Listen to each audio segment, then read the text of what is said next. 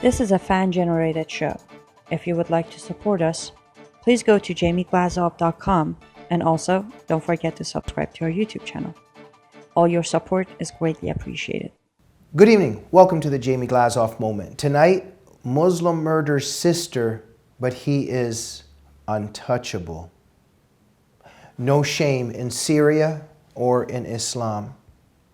Ladies and gentlemen, yet another honor killing in the Islamic Middle East. This time, really horrifying case. And not that not every single one is horrifying, but the dynamics in this one, the details in this one. There was actually footage of a young Syrian woman's execution. Her name was Rasha, and she was murdered by her brother Bashar Bsessis. He has a Kalashnikov in his hand. He's looking into the camera, standing over his terrified sister. This is being filmed. She's pleading for her life, and he murders her on camera, riddling her with bullets.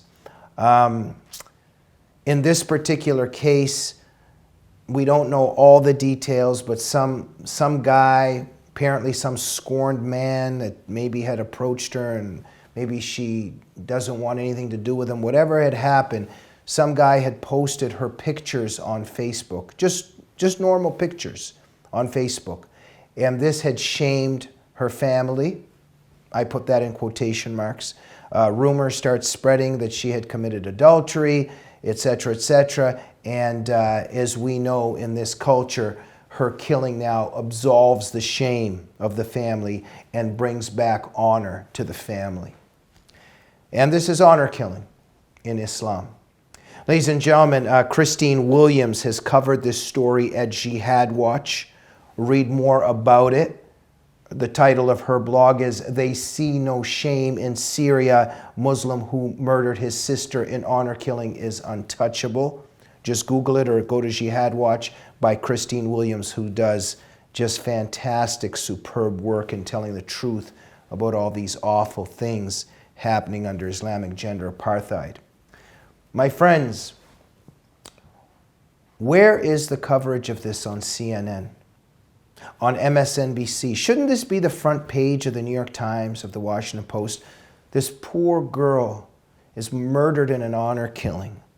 Where again is Anderson Cooper? Where is Don Lemon? Where is Rachel Maddow? Oh, I forgot, they're too busy denouncing Trump. Where is the Me Too movement? Where are the leftist feminists? Why does nobody care about Russia in the establishment media? And this violence is all too common. And not just that, the violators don't get punished.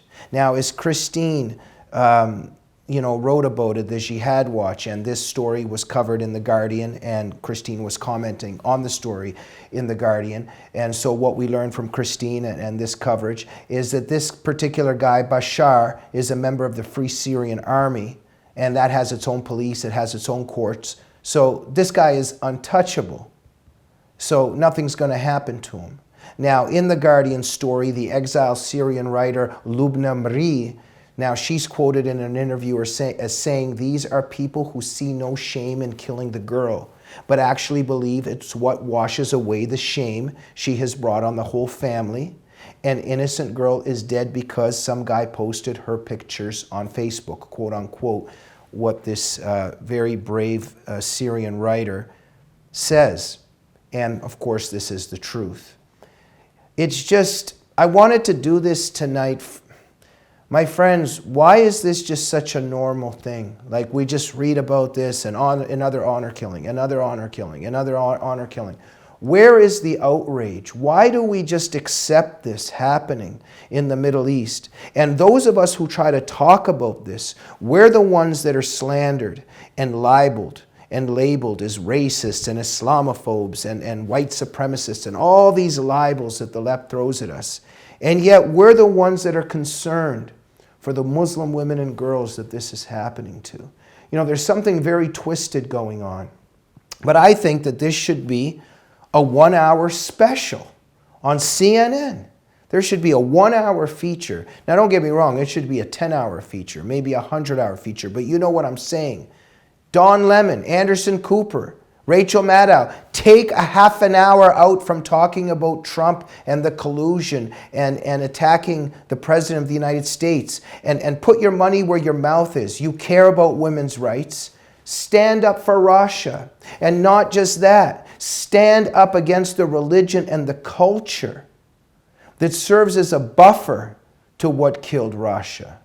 And this is the thing, that this is happening to hundreds, thousands, tens of thousands, hundreds of thousands of women under Islamic gender apartheid. And what I mean in terms of these numbers is that, okay, the honor murders, we don't completely know. It could be in the thousands and tens of thousands, but we're talking about millions of women suffering from all of the barbarities that are happening in terms of honor killing, also in terms of female genital mutilation, in terms of forced marriage, in terms of child marriage, in terms of acid attacks.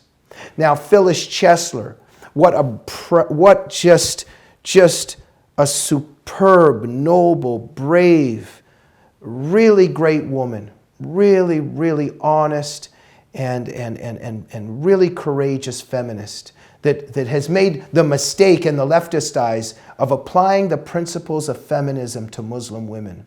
And for that reason, the left doesn't want anything to do with her because of its double standards.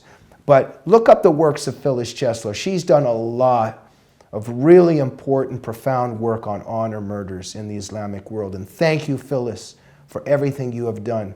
Thank you for your courage and your nobility in terms of what you've done.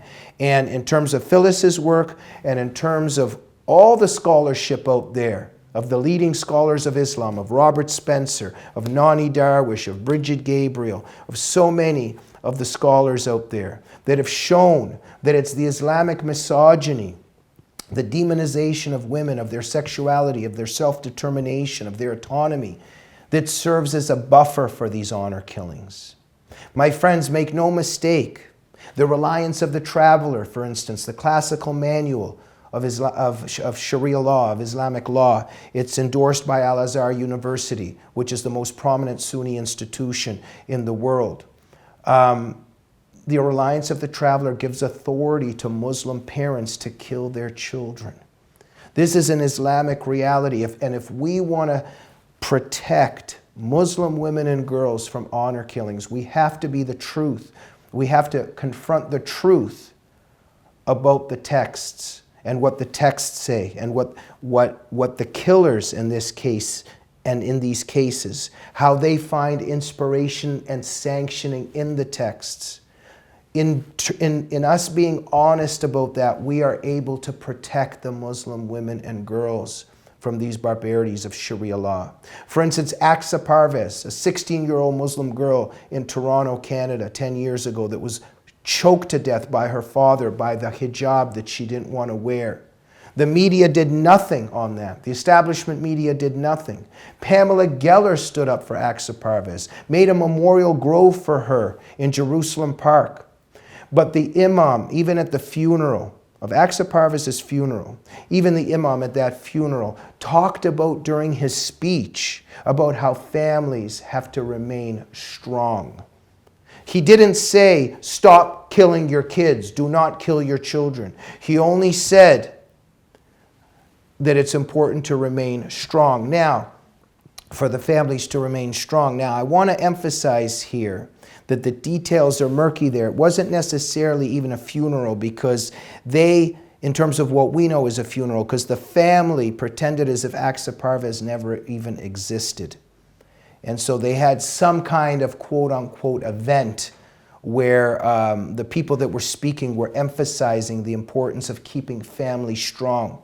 But there wasn't a denunciation of the killing of Aqsa Parvez, not from that community and also not from the establishment media. But there needs to be the truth be told. The truth has to be told by our feminist movement here in the West, by our media, that it is not right for there to be honor killing in any circumstances, and the texts have to be confronted. My friends, my book that's coming out, Jihadist Psychopath, explains why there is this silence and denial in our culture. And it's because of the unholy alliance between the left and Islam. And it's because of that alliance that they have this civilization brainwashed, and why Muslim women and girls continue to suffer in cases like this. Get my book that's coming out soon. Equip yourself with the knowledge, because once you do, we will be able to protect the future Russias of the world, the future Aqsa Parvises of the world. We'll be able to protect them. Let's never forget the victims of Islamic gender apartheid, and let's liberate and defend future victims. We'll see you on the next Jamie Glazov Moment. Good night.